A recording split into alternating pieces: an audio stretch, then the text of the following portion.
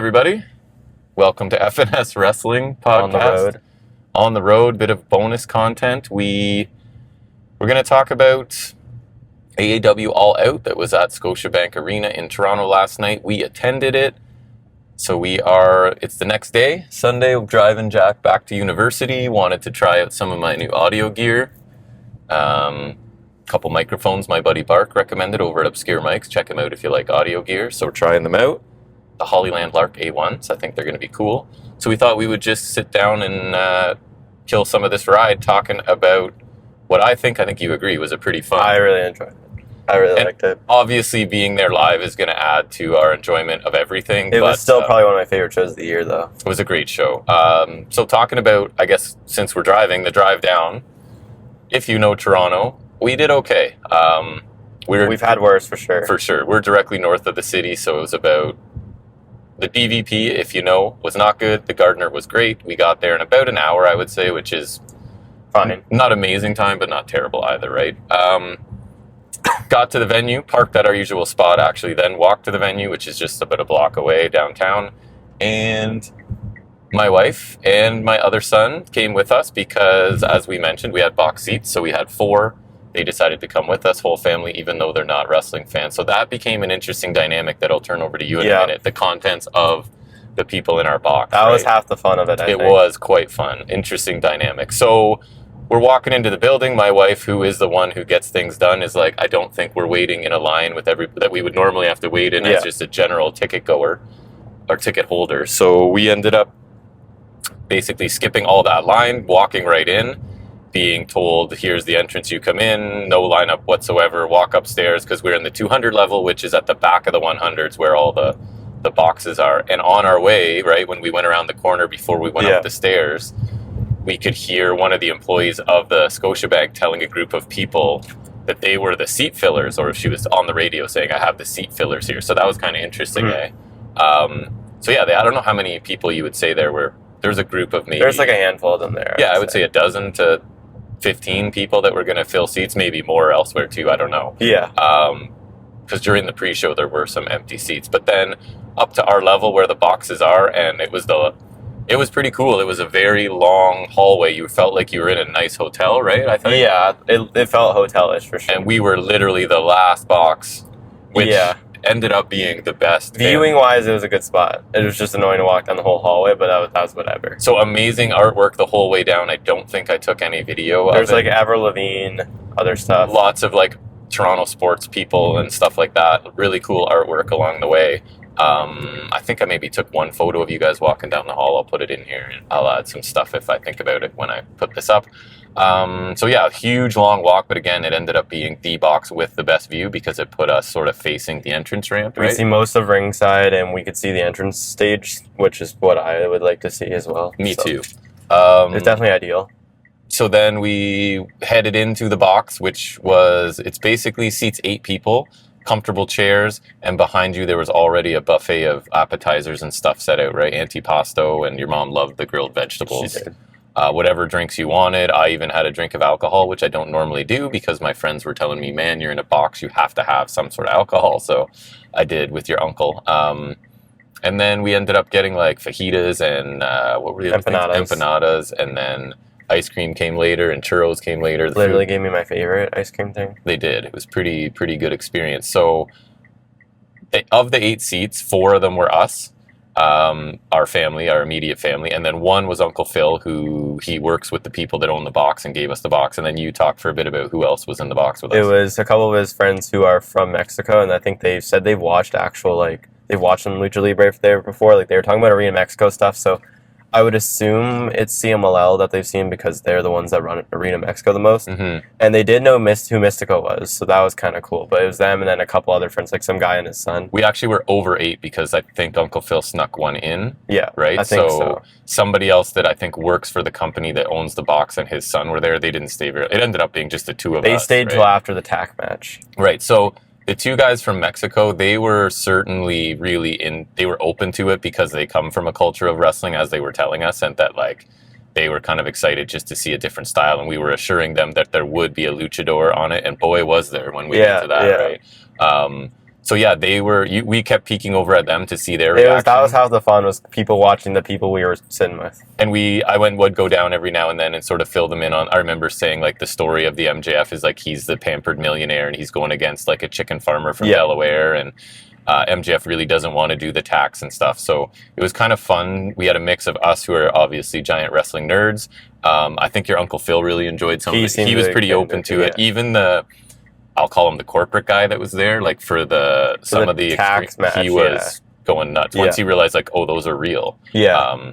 So yeah, overall the box experience was amazing. Even the lady who was serving us in our suite, she was watching it a bit. She was, and she sat down beside me once it sort of cleared out for like a good little while there, and I was just sort of explaining to her, and she loved, because I was like, yes, I understand when people say like, don't you know it's fake? And my response is always, well, what's your favorite TV show, whether it's Game of Thrones or Breaking Bad or whatever? Did you know it's fake? And like, knowing it's fake, does that ruin your sort of enjoyment of a thing, right? And she was like, wow, that's a really good way to put it. So then she kind of sat and was kind of getting into it as well. Yeah, everyone was open to it, which is really refreshing and just kind of made it more fun, I thought. And as well, I'll include a picture because I took them. We had a group of guys, so the back rows of the 100 level are directly in front of us, right? And we had a couple guys that were shouting a lot of stuff. They got some chants going, right? They got the Christian Will You Be My Dad going. And they were a lot of stuff. They were really cool and having just those wrestling fans there for a good time and know the chants and stuff. And that was part of the fun too, being there live, was engaging, seeing everybody else. We're not big engagers of stuff. No, I just like we take it all in. Observing it. I like taking it in, yes. So then we hit the merch line, and the merch line was really long, but it actually moved really well though. We weren't even there like maybe 10 minutes, but like it didn't feel like it. Your mom was shocked because she was like, oh, she sent me a picture like, oh, stuff's about to start. And we were back as the bell rang. We were fine, yeah. We just missed like the entrances it was because the first match on the pre-show was Ops and Workhorsemen. Which, not a lot to say about a lot of the pre-show stuff, but like Samoa Joe is super mega over. He was still really over. That was great. Right. My mom was like, she was like, isn't Joe a big deal to be like working in the pre-show? And I was just like, he's older, so like he's winding down, but we all still love him. And yeah, he's not in a cycle of being near the top right now. So unfortunately, because we all love Samoa Joe, but at least even your mother knew who Samoa Joe was. So that match was, I don't even remember obviously the Ops. The Ops there wasn't much, but Joe, like, he did the walkaway spot towards the end. Oh, I was saying to you, like, to get yourself into your career where you do nothing and it's the biggest pop of the match, like, that's smart, right? Like, Spinebuster Kikina Clutch, I think, was the end, right? Like, yeah, so they won. It was whatever, standard. Yeah. What was next? I think after that, it was Garcia and Shibata. Garcia came out with a new theme song, which I thought was, like, it felt like darker and more brooding. It felt apropos for his Death Rider's turn. I thought so, too. So I really liked that. That caught me up by surprise, so that was cool. He beat Shibata after, I think there was some distraction, then he hit Gotch Pile Driver and did that Wicked Stepsister. Right. Oh, yeah, the stomp that he's doing. So he got the win with that. Enter through the crowd, obviously, had Shafir with him, right? Yeah, it was just Shafir. She was on it a couple times. So that was a pretty competitive match, right? But you would assume... That was probably the best match of the pre-show. I think so. Not that it's really much of a competition, but... Outcome was kind of predictable just because Garcia is the one receiving the kind of gimmick overhaul, right? So yeah, I feel like he'd pick up a win. It would only do him a disservice to lose, and Shibata doesn't really need it. Right. What was next? That was when the conglomeration beat Frat House. Really that was nothing. I think the Frat House's entrance was longer than the match. Probably. Or close to it, right? Yeah, then the last match was the 8-woman tornado tag, which is the tailgate brawl. There's a lot of tailgate-themed weapons. It was Willow, Mina, Harley, and... someone else. Who else was on the babyface team? I should know. Aminata. Oh, yeah. Against Ford, Bane, and then the other two triangle people that aren't Tekla. Willow was really over. Willow's always really over. That made me really happy. That was great. Somebody was that Willow took a spot on the cooler? Yeah, it was Willow. Because, I think Sky Blue stumbled with the powerbomb for a second, but they recovered and they got it pretty good. Right. So, what was the finish of that? I don't even remember. Me either. Babyface won, though. Yeah, they did. I thought so. Yeah, they did. Yeah, so that was... Pre-show was pretty solid, right? Like standard stuff. It was fine, yeah. Just explaining again to the non-wrestling fans in the booth with us, right? Like, these are just opening matches. It's going to get way more intense with longer matches and stuff going on, and letting them know a couple of them are going to be bloody and violent, which they were not disappointed because that definitely happened. So opener was what we predicted. Copeland, Christian versus FTR. After we also got to see Danielson make his entrance for commentary, which was cool. And so listen, I don't know if that was on the broadcast or not. You know I'm not a huge nostalgia guy, and we haven't been huge Copeland guys, but I love this. I really loved it. Wasn't a wrestling masterclass, but I love pretty much everything about it though, because like the entrance, everyone sung to Copeland's theme wow, again, your obviously. mom was even like, that was a goosebump moment, right? Like even though we're not huge Copeland guys, like being in the arena for that and we saw that last year when I think it's crazy now we've seen Copeland versus Christian, and now we've seen Copeland and Christian team together, because last year we were there. We were there for their I Quit match, and we did hear them sing it, but I feel like over the last year it's become such a more of a thing to sing Metalingus, kind of like Jericho used to be. So I think this time it felt different too, and yeah, it was just like, I think Mom was even like laughing at just like, it was so crazy how like everyone's singing it so clearly, because the music completely stops. They do it now, yeah, where everyone sings along when he's coming up, but then now we do the thing where he gets in the ring and we just sing it when there's no music playing, right? And so it's just surreal. It was awesome. I got it all on video. It's on our Instagram if you want to see it. And just a thoroughly entertaining, like professional wrestling. And like FTR getting booed out of the building as you would expect. Yes. Copeland and Christian are over. Beth Phoenix came out towards the finish. Like there was music playing. I was like, it wasn't music we recognized, so I thought it was Gangrel. And then I wanted that. I was like, yeah, that would be amazing. But they've done that before. They did that with the Malachi Black match last year, right? And then Beth came out. I popped for that too. I thought that was great. I thought that was really cool. Stokely, right? Yeah, that was really great. Carried him off. And then eventually they got this win with a spear. I thought the finish was a little anticlimactic. Agreed. I would have liked to see something else, and I was really hoping FTR would do the DIY spot. Well, and Edge did the Cena spot, which usually I would hate. But it was awesome. Like everyone went so bananas for that I couldn't help but love it. Like again, Mom and like everyone in the box was just taken aback. It was just like the reaction for that was so loud. You could not love it. It was sharing that space with non-wrestling fans and just watching them in awe over because they don't know why people are going bananas for anything, right? They just see people watching them just enjoy it made me like it more. It was really a cool experience. So yeah, I thought that match was terrific. It was everything it needed to be. And I knew it was going to be a good opener choice for that reason, right? Not like the highest work rate or pace or anything, but it was like, it's something that'll get the crowd hyped and invested right away. Yeah. So it was exactly what I thought it needed to be. Super entertaining match. I really loved it. I was really happy with that. That made me already feel like this was like worth going to. What was next? It was Big Bill. So this was the weakest match. Everyone popped pretty good for Eddie. Far. Eddie's back, and he was doing his usual stuff. And even your mom was funny because she was like, so what's his thing? Why is he a thing? King of the Bums. We're like, he's king of the bums. He's like every man. He's like not in great shape. He's not whatever, but he's just super tough. And he's still really over, so that was great. The finish wasn't great. They kind of whiffed the Yurkin a bit, but other than that, I thought it was solid. Like Big Bill looked solid. Eddie looked solid. Yeah, you absolutely missed the... It was pretty much all it needed to be, though. Yeah, it was. And then after the match, the Loading Tree guys beat up Eddie, and then Hook came out to make the save, so that was kind of cool. New York boys. Already forgot that, so I'm glad. Yeah, because it's not really like, it's not notable in the aspect that it's like it's a return. It was just like something that happened. Yeah, considering that we did have returns. So that was the weakest match on the show, but sort of expected that because it was just to get Eddie back, and the reception he received was awesome. So. Not a great match by any means, but it kind of did. But not a negative for me in that like it was exactly what I expected it to be. So I'm not really gonna like fault it for anything. No. I'm just looking at the match right now. Okay, I thought so. Next was the tables and tax match, which was insane. This was the one where like I thought it was really fun to watch the people.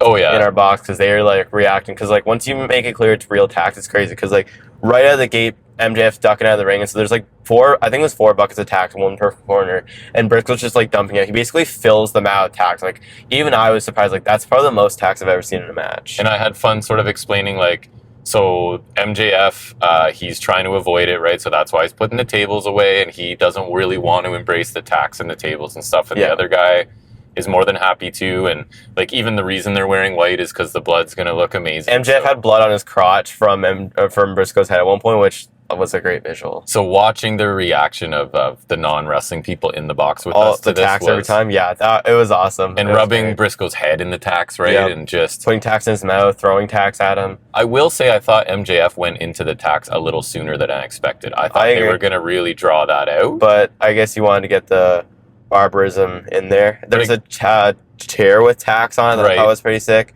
And one of the big spots towards the end was MJF in front of a table that he had poured tax on. And Briscoe did a froggy bow through that. It looked great. And there was another froggy bow. Jay Drill on the tax for the win. It was super bloody, but it was awesome. And the guys from Mexico were super into it as well. They were just blown away by the just sheer violence of it. So, I thought this was great. Super entertaining. Perfect cap off to their feud. Like, it felt like this was really Briscoe getting his lick back on MJF finally. And I don't know how long any match was other than the main event, because I paid attention to that, right, and saw that it was. This one was 20 minutes. Yeah, the opener was 18, and the Eddie Kingston was 7. Right. So this was really great for 20 minutes. I thought they packed in a lot of great spots and enough barbarism, like brutal stuff, hardcore, whatever. Sorry, they made the camera shaking a lot, but they made good use of both tax and tables. They did. It was an odd stipulation, like one they've never done before, but one that I thought was great. Like it was kind of like whenever WWE does a chairs match, and that like it's just a no DQ match, but the weapons are specified. Yes. Which like is sometimes lame when you do a chairs match. Or one time, them thing in 2014, WWE had Eric Rowan and Big Show in a stairs match. Yeah, I remember that. But this was great. It was super bloody. Briscoe took a beating, and MJF got his fair due of spots as well. Like it was really great, and I thought. And I don't think I picked that one correctly. You did not. This is where your turn started to go down. I did not do well doing picks. I guess when we put out 271, we can talk about that. Maybe 271 we'll just do over under accurate, and we could do that. Yeah, you know what I mean. Brief summary as well, maybe. Yeah. And yeah, this one I thought was great because it also captivated the people who aren't into wrestling. So for sure it did, because we were the only ones in our box wrestling fans, and the other 6 were into. I remember the lady who was sitting watching on that chair near us. She came in and was like, "Are those thumbtacks?" Yeah. And we had to like explain that. Yeah, like it was pretty nuts. It was. Next we had the Hurts and taking on Wikipedia lists them as the Demand, which is Ricochet and Goa. So maybe that's their name now. This one, it was a good match. They were kind of in an awkward spot. True. Like after the drama and whatever emotion of the previous match. Could this have been on a Dynamite? Probably. But they've been building this for enough time where I think it was worth being here. Like, it was pretty good. I thought this was one of MVP's better showings since he got here. Like, I thought he had some good spots. He was the face in peril. He did. Near the end, I thought he had a really good sequence where he looked very good. I really like when he did, like, his people's elbow thing. He does, like, the ball in and everyone chanted that. That was cool. Again, like, usually I don't like that, but when you're there, it's kind of fun. And your uncle was like, man, those guys are huge. And then I was like, yeah, and they're both basically my age, right? Which is crazy. So I think seeing Shelton was great, too, because, like, the fact that he had some great stuff. I thought he really stood out as well. Maybe a little less Lashley and more Benjamin, I thought, in this one. But that's always the case. I think Shelton's just, like, got the better work rate. I've been seeing people saying, too, like, he should get a workhorse, like, open challenge TNT title run, and I'd love that. I think that'd be great. Yeah, and Goa getting the win is big for them. Which you also didn't pick, so I did not pick. In the last 2 there. I am. And honestly, it's nice. Hurt Syndicate do seem like they want to put younger groups over. That's what I thought, right? This is them putting the money where their mouth is. And if anyone really could use it, I think it's Goa, because I really like Toa, and I think Khan is good. I think Toa's better, and Ricochet's just been crushing it since he got to AEW as a heel. So, the match was good. I don't think it was great. It could have been like a good Dynamite main event or something like that. I think so, but I don't think it was like a waste of time. No, it didn't. No hindrance on the card at all. It was good. And yeah, I think it would have been a great Dynamite match, but it's not like bad enough where it's like, oh yeah, it shouldn't have been on the pay-per-view. Like, I thought it was a fine addition. It didn't waste my time or anything. Agree. And that one was 13 minutes. So that was quick. Yeah. Huh. I have no concept when I'm there. Yeah, I know. Some of them feel longer than some. Like, I thought Briscoe and MJ felt shorter than 20. I don't know why, but like you don't seem to have a concept for whatever reason. Yeah. Then it was Mercedes Moné defending the TBS title against Riho. Yeah, I mean, I like this, and I think I didn't dislike it. I think part of with non-wrestling fans, the spectacle of Moné coming out with the 8 shirtless guys wearing her belts.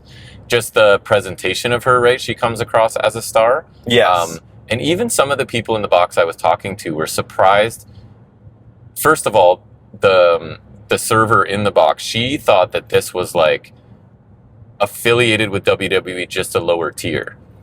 So to say like, no, this is a competing company, and of course they're not at the level of WWE in terms of global recognition and whatever. Yep. But that the stars go back and forth between the two companies, just to sort of let them know it's at that level. I think we were talking about that a bit in the trios match too, because we were saying like the Syndicate are all WWE guys, Ricochet's from there as well. And so, yeah. She was saying she's worked that job for 10 years. and this was unsolicited of her. I was like, no, this is a completely separate company. Her words were basically like, this feels like it's way more wrestling. She's like, they're not really doing a lot of talking and I'm like, that is exactly correct. Because even on PLE, there's a lot of downtime. And there's a recent comparison because Money in the Bank was in Toronto last year. Yes, and so she was just impressed that this is like a match, quick recap of the feud. We had a couple segments, but nothing really. Tonight, but not a lot. So she even admitted, like, man, the in-ring action is way more interesting, and there's way less filler. Is basically what she was saying. Sorry. So this match, it was good. Good, not great. Agree. The Meteor, I think there was one from the ring, from the apron to the floor, looked really good. Riho did what Riho does. It was a good match. It wasn't amazing. It doesn't help like that, like a lot of Monet matches in Storm. The story just wasn't there for me, and we already come from a position of not really caring about Riho a ton. It was just, hey, Riho's back. She's the first ever champion, so she's getting this title shot. Yeah, she kind of just walked into the title shot. And again, not much chance she was losing. This is one we both picked correctly, obviously, right? So yeah, this one was 16 minutes on the dot. Not a ton of notable stuff, but it was a good match. There was nothing that didn't hold my interest, so I could say that. Then we move on to arguably the match of the night, at least in Contender. It was Okada defending the unified title against Takeshita and Mascara Dorada. And they must have just, like, set out on a mission to make Dorada look like $1 million because, man, did they go balls out and making Dorada look insane. I don't think he messed up anything. I don't think so. I think he messed up a couple times with Mordos right on September, remember? But like, million things, and the two guys from Mexico in our box were loving it. Beaming. I was so happy for them. Me too. I'm so glad they got to see that because, like, we've loved Dorada. I think him and Hechicero, the two guys from CMLL that we've been really impressed with. Move your truck over. Sorry. And I think this was easily the best Dorada's ever looked. And I don't think he's ever looked bad. No. But, like, this was easily the best he's ever looked. So he was, like, there's a couple of crazy arm drags and head scissors that he was doing where he's spinning around, whatever. I remember there was one stretch where Okada and Takeshita are outside on opposite sides of the ring. He does, like, a corkscrew plancha to Okada, then runs in, does it to Takeshita, too. And, like, they're all taken aback by this. Like, it was so great. Not only seeing that, like, and the crowd's going nuts. Like, he was over tonight. And then outshined Okada and Takeshita, I would say. I agree, and I'm nuts. And Okada is legendary. We're like, you were even explaining to them, like, he's one of the greatest Japanese wrestlers of all time. Right. And Takeshita is, like, our favorite. And Dorada definitely outshined them both, at least on this night. And yeah, like, not only me being in awe of Dorada, but then the crowd going nuts, and then watching the people next to us just being wowed by him was really something else. This was my favorite match on the card. It probably was. And I really liked this or the tax match, I think. Yes, I really liked a bunch of matches, but this match was and it was Dorada. Crazy. It was Dorada. Said you're going to love this match because of Dorada, not because of the other two, I'd be like, okay, whatever. But and we're still telling the story with Takeshi and Okada, too. Like, there's a couple times they worked together, like, they caught a crossbody from Dorada and took him out. There's a couple times where, like, they start to face off. So there was still that story being told. Yes. But it was definitely more so a showcase for Dorada, which was totally fine. There was one spot where Takeshita countered a Rainmaker into Blue Thunder Bomb, which was great. He did the bastard driver, German suplex thing. Like, Takeshita definitely got a shine still, too. For sure. And I was really happy because we always tout Takeshita as great. So getting non-wrestling fans to see Takeshita was great. And didn't it start out with, like, them each throwing Dorada They were both out, dismissing him, and so I think that was kind of the story, too. Right. And then he just, like, outclasses them both. Like, you can't dismiss me because I'm freaking awesome. That was great, yeah. Yeah, so and great match. The finish, I think, he hit the Raging Fire to Dorada, then Okada drop-kicked him and hit a Rainmaker to Dorada. Absolutely clocked him, and he got the win. This was 21 minutes, and I thought it was great. It was awesome. It felt like the perfect length, and just the crowd, again, whoever came after this, it was a tough spot because the energy here. Another one that you miscalled. Correct. I had Takeshita for that one. But yeah, it went exactly as I thought it would. But it was one of my worst shows picking, and I honestly thought I was pretty confident going into it, so clearly I don't know wrestling. No, I guess not. Yeah. So that match, my match of the night, if you didn't see the show, go out of your way to find that match. That match was great, yeah, and just the atmosphere, getting hyped for Dorada was great. That one was 21. This match was 20 minutes. It's the coffin match, Moxley and Darby. Yep. Darby attacked Moxley as he's making his way through the crowd, so it started hot. There was a dive off one of the balconies right off the bat. Within like 2 minutes. The Mexican guys loved that. They did. So that was great. I saw the one guy post on his story later. Oh, did he? Yeah. Awesome. But yeah, that was great. But no, this one was pretty brutal. Like That ear biting, Darby bludgeoned Mox's ear, kind of the role reversal of what Mox did to Darby, which we were explaining to people. Yeah. So that was pretty gnarly. Darby, but they did some spots with the one coffin, because there was two coffins, one with Death Rider's logos on and one that Darby had like painted up. There were some spots involving that. I don't remember much. Like it was just kind of, there was Mox getting his finger stomped in the coffin. Darby stopped, get the coffin and closed with the pipe. Oh, earlier on, I remember Darby suicide diving into the coffin with him and Mox. That was pretty awesome. Was this where Shafir loosened the... She loosened the turnbuckle and it never revisited? Loosened the bottom rope and then it never... Chekhov's turnbuckle. They also never use the tables here, but there's other matches with the tables, so it's fair enough. And let me tell you, the other draw of this for your uncle and friends is your uncle is huge in the skateboarding world still to this day. Mentioning that, yeah. And they were even looking up a few videos of Darby doing insane stuff just before the match started, yeah. Right? So, yeah, and then the big thing for us was Pac came back and helped Moxley win the match. Pac, fully clothed with short hair. It was very, very strange. Yes. But yeah, he takes out Darby, puts him in a body bag, and Mox is able to close the coffin and get the win. What did he hit?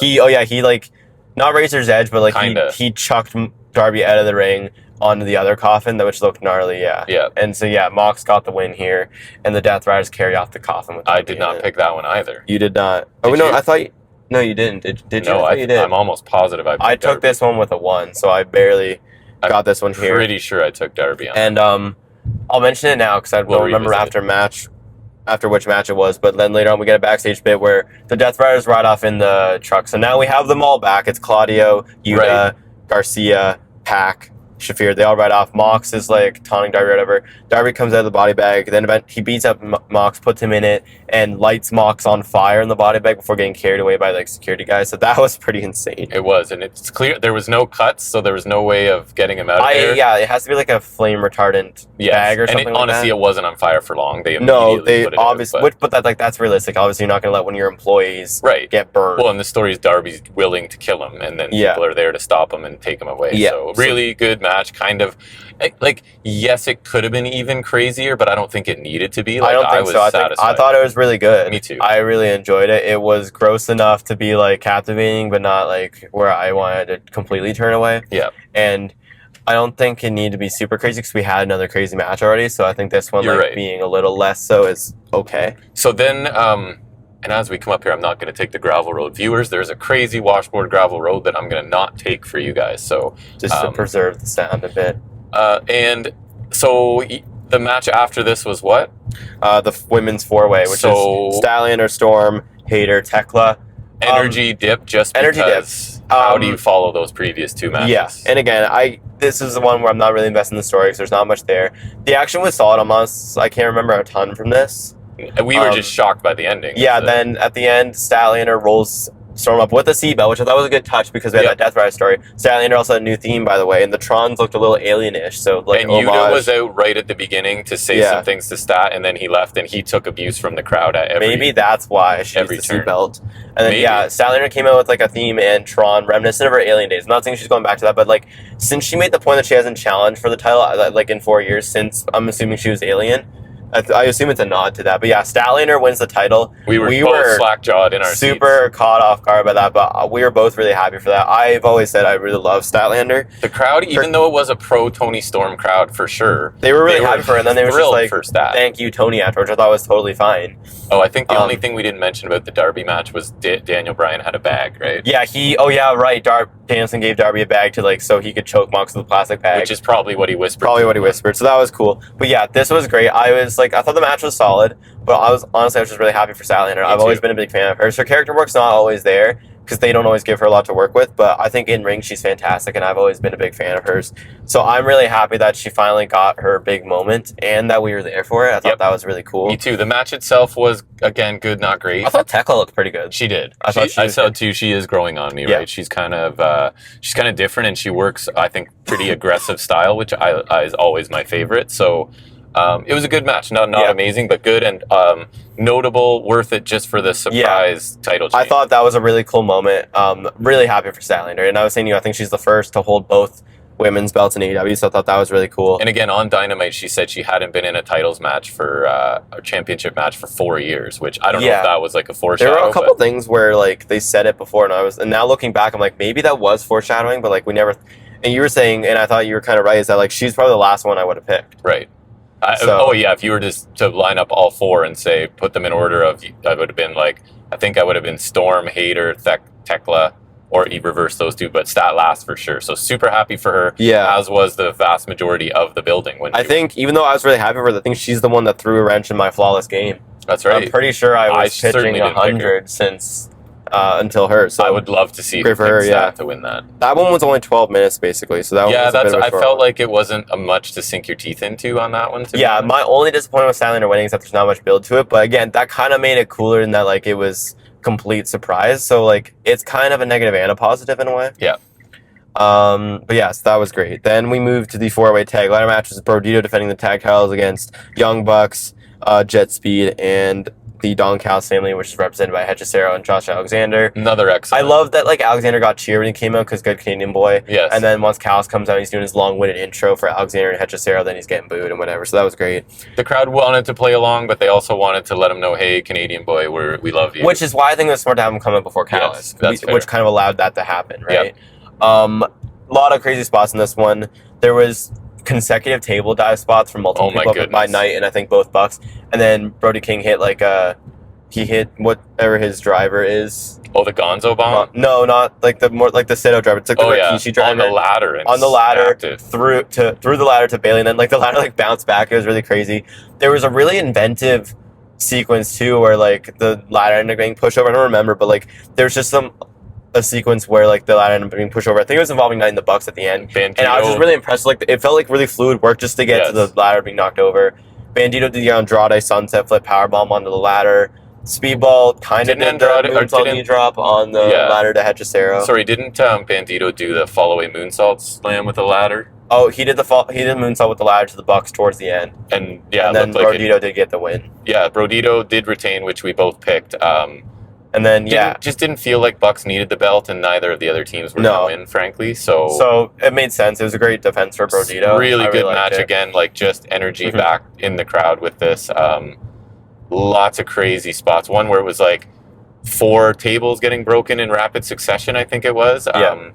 Great stuff from all of them. Glad to see 24 minutes on this one. That felt right. Brodito, they're organically over as a tag team, so I'm happy that AEW is like, okay, fans, you love them, so we're gonna run with it, right? I don't feel like this was the plan when they put these two together.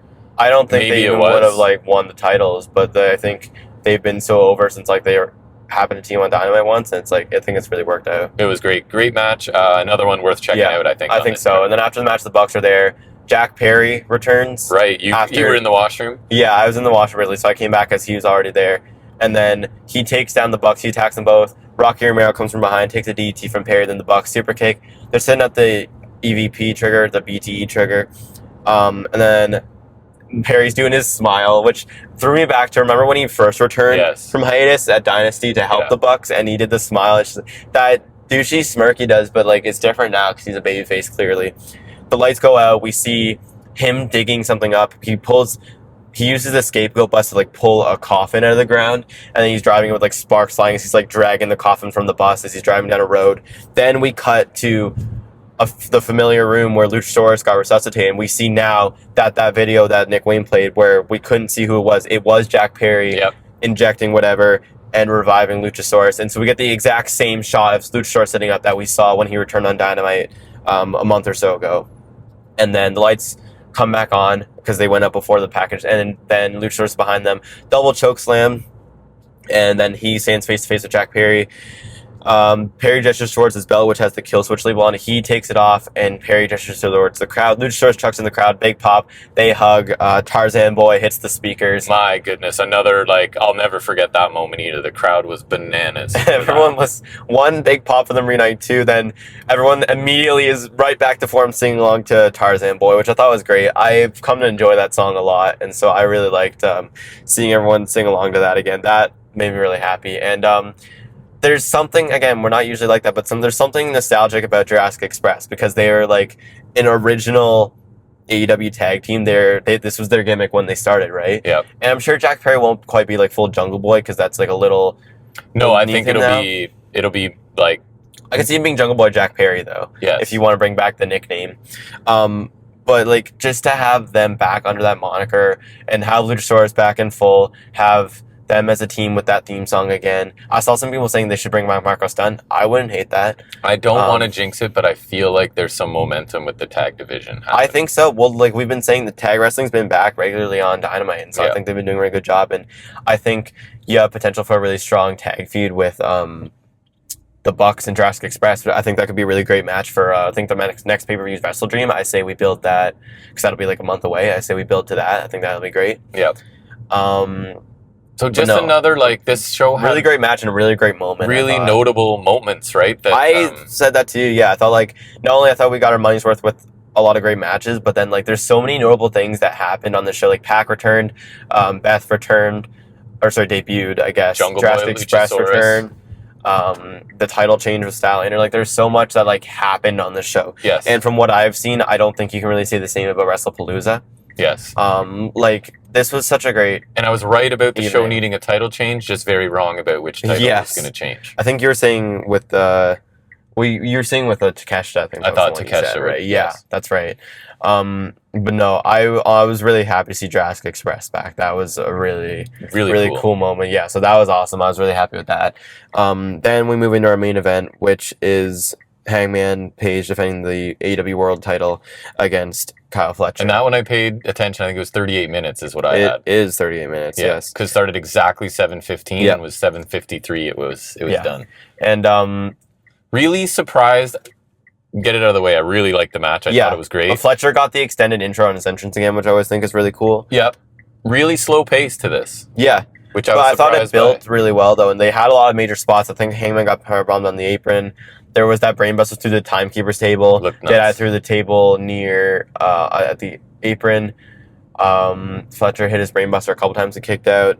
Jedi. There's some really good near falls towards the end. The Avalanche Deadeye. Avalanche Deadeye was crazy, but looked safe as well. Like, what else remember Page hit something and we're like, perfect. He looked. He hit the JML driver. That's big what pressure. It was. He hit. Yeah. He also hit a V trigger, which I thought was really cool. Yes. Fletcher also hit a hidden blade at some point. And he went for the one-winged angel, right? He did. Yeah. So there was lots of like homages to other people, which was kind of cool. I really enjoyed that. Yeah. And yeah, Hangman won with the Avalanche Deadeye followed by a buckshot. Really quality match. It was slower than expected, but still like really hard hitting action. And Fletcher looked great. Like he controlled a lot of the match. He did. And I think it's proof that he belongs in the main event. Like he perfectly held his own in a singles main event. And I think he's worthy one day. And I also think like slow pace doesn't mean bad match, especially when we had so many we just came off a hectic ladder match. Right, and there were other matches where the pace was really fast, and this was two guys kind of methodically... It felt more strategic, right? Hitting their biggest stuff on each other and then taking time to recover. So it kind of made sense, and it was a really good match. Overall, I really liked it. I was a little surprised by the pace, but that's not to say that I didn't. I thought the match was pretty great. I still like the triple threat. Is my favorite match. I think so, yeah. But this was really great. One's up there. And I saw someone compare the ending of this All Out to last year's All Out, where Hangman's like doing that. He's yelling with like his madman look. He's got the mustache after he just like murdered Swerve in the cage. Right. You compare that to like calm babyface Hangman with the title this year. So I thought that was really great. Also, second year that the TNT champion is challenged for the world title, because last year it was Danielson and Jack Perry. Mm-hmm. But yeah, this was a really good match to cap things off and like a really good main event. I'm happy for Fletcher getting that spot, even though he was never going to win. Me too. Just a super entertaining show to go to. Obviously, like being there live adds to our favorable opinion of probably almost everything, but that's unavoidable. We can't not separate. We can't separate ourselves from the fact that we were in a box with a perfect view and free food and just the atmosphere of being there with 6 or 7. Oh, God, I did it. My bad. That wasn't even on purpose. Non-wrestling people, especially your uncle who was kind of open to the stuff and his... I just like that they were all open to it, right? Yeah, like, they all seem to enjoy it enough. They were all really into it. So an awesome show. I think we'll wrap it up here. Hopefully this car recording went well. Audio listeners, I'll try and find a way to get this out there in audio. I think I can. Video listeners, I hope the video... I know it's jostling a bit. Hopefully the sound's okay, not our normal... level of audio, but just trying out some new equipment. So thanks for hanging out with us. We will be back for 271. We'll maybe give our official star ratings and our over-under accurate. And until then, I guess, everybody, take care.